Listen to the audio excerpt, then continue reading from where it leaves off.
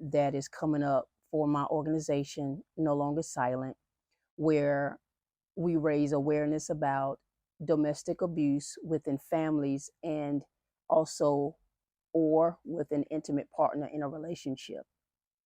And that is a very tough and difficult topic to talk about. It's very heavy, especially when you're talking about it within families, because families want to keep it swept up under the rug. Families don't want to discuss this topic. They don't want to even mention it. They don't want to bring it up whatsoever, shape, form, or fashion. A lot of people would rather just go to their graves with what they know or with what they experienced in their life, whether it be directly or indirectly.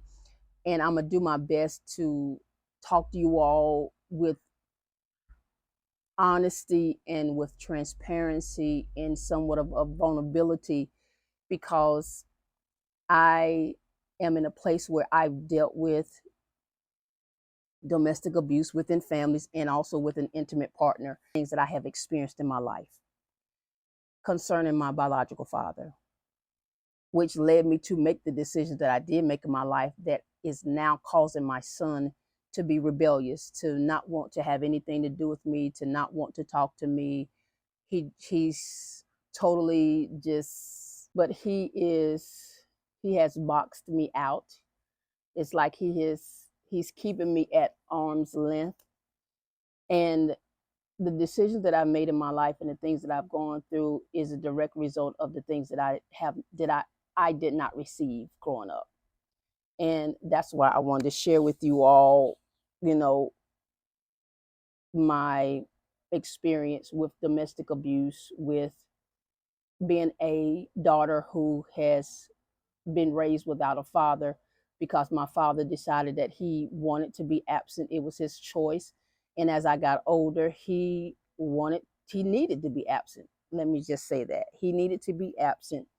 And he needed to be absent because of something that he done, tried to do to me, and he did to my sister. But that's her story that she would have to tell you.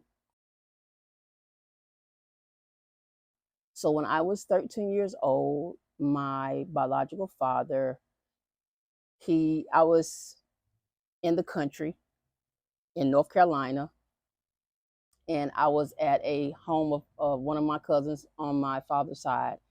And we were there, just talking, and we were visiting my dad. And it was actually during the summer of 8th grade. And my sister, she actually went to the store, so I stayed at the house.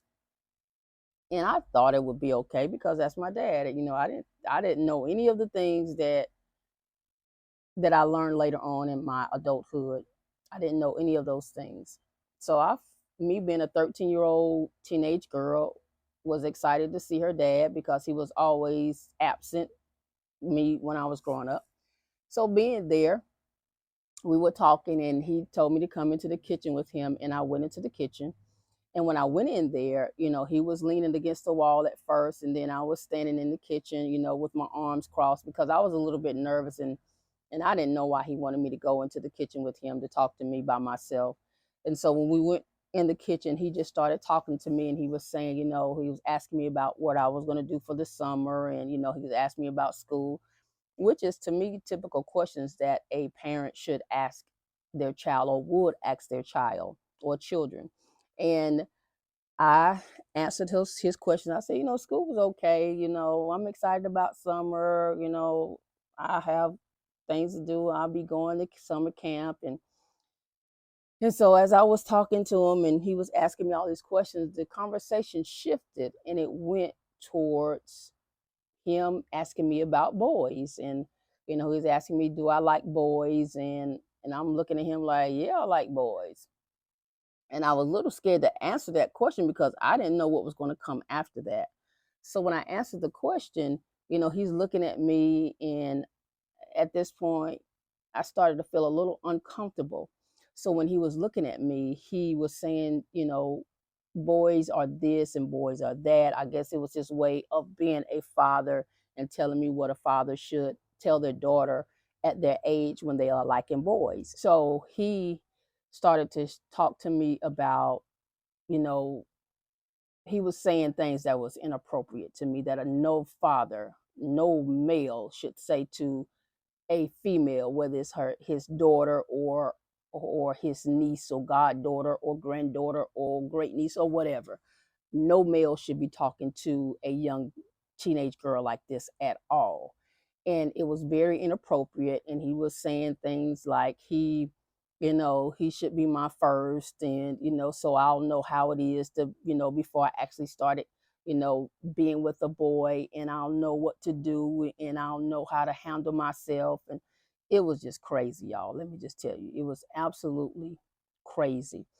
And that right there, I I was in shock. And by this time, my sister had came back to the house where I was, and I just left out of the kitchen, and I was like, let's go. And so we left abruptly.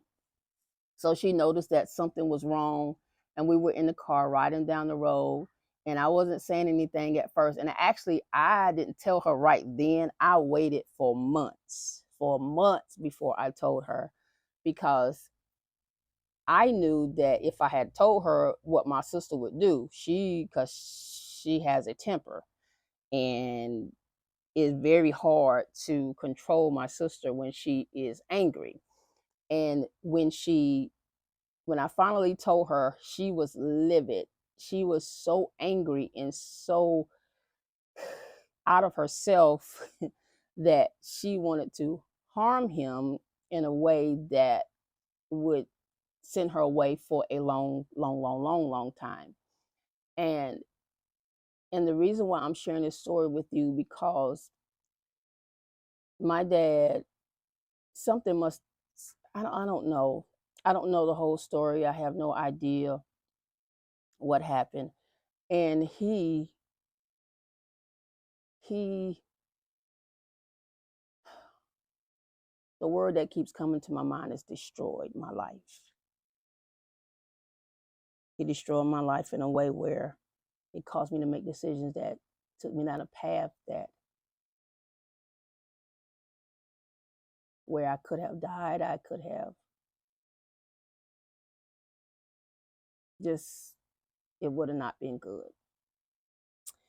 And it led me to make decisions to be with men that I know that I should not have been with. And I kept silent about it for a very, very long time. And I did not say anything about it. And the men that I dealt with in my life was not all bad, but they were not all good either. And me making those decisions because of what I did not have growing up led me to the road that I have experienced. So when I became a mother to a black son, I didn't realize the effect that it would have on him. And now he does not, because of my decisions that I made in my life, he does not want to talk to me. And then when he does talk to me, it's very dry. And and I can tell he's hurting. I can tell that he is confused, and he's somewhat withdrawn.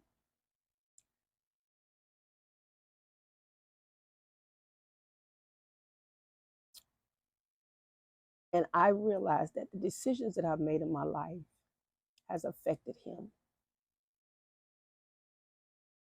It's affected him in a way that he's making decisions that is bringing him down a path that I pray that God will always protect him and keep him safe. And I'm hoping that from my experiences in my life and what I've done,